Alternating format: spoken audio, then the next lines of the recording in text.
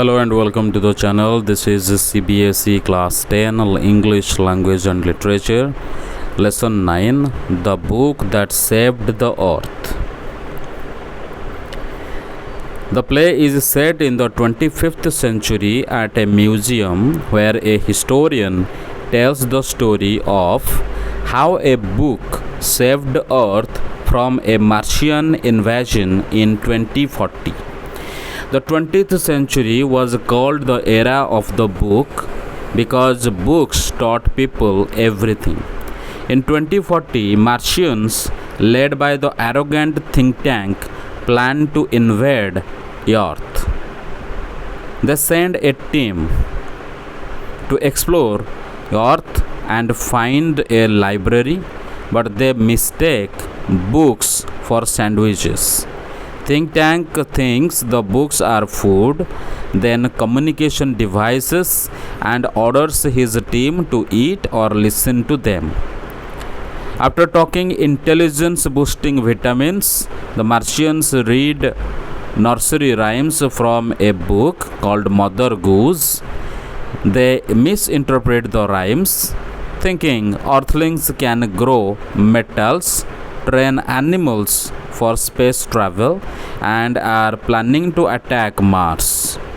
Scared by the rhyme Humpty Dumpty, which they think refers to think tank, they abandon the invasion and flee to Alpha Centauri.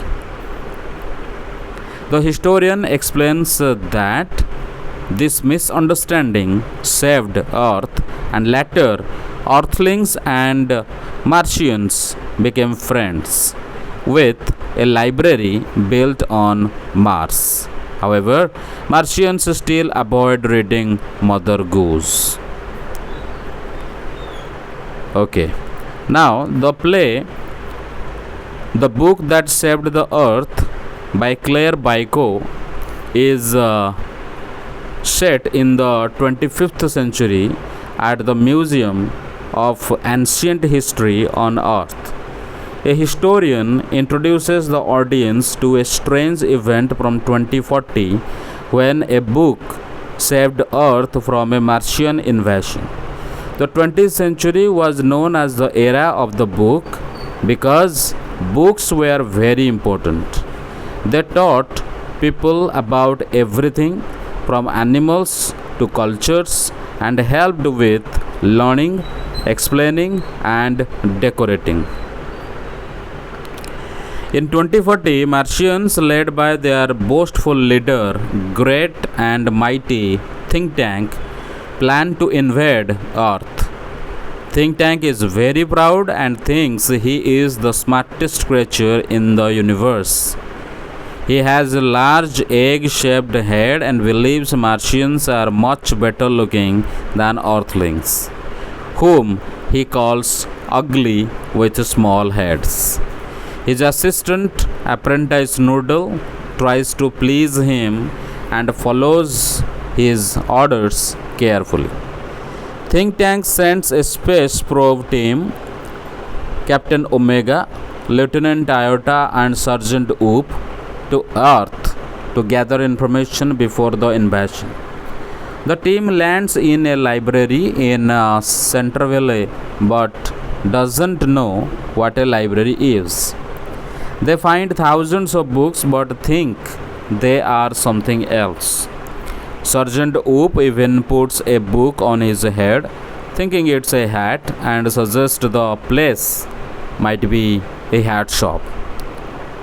Captain Omega asks Think Tank for help through a communication device.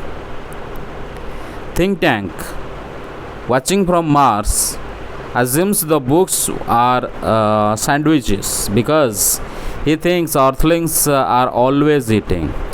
He orders Sergeant Oop to eat a book, calling it a sandwich with bread and filling. Oop tries to eat the book but finds it dry and tasteless like Martian dust. Noodle, who is smarter than he seems, suggests the books might not be food but communication devices. Think Tank agrees, saying He was about to say the same and orders the team to listen to the books. The Martians hold books to their ears but hear nothing. Noodle then remembers that Earthlings don't listen to books, they open and read them with their eyes. Think Tank orders the team to take intelligence boosting vitamins from their belts and read a large colorful book, which is Mother Goose, a collection of nursery rhymes. After taking the vitamins, the Martians read the rhymes and get very confused. Captain Omega reads the rhyme Mistress Mary Quite Contrary, which talks about a garden with silver bells and cockle shells. Think Tank thinks this means the Earthlings can grow metals like silver and make explosives from shells, which scares him.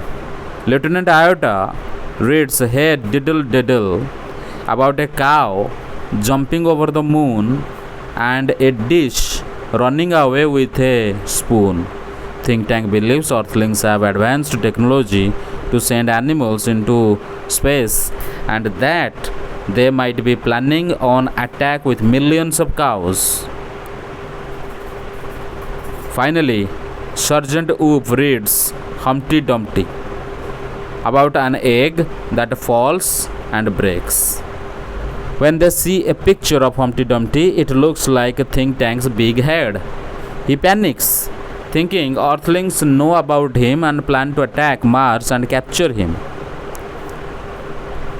Terrified, Think Tank cancels the invasion and orders his team to leave Earth immediately, removing all traces of their visit.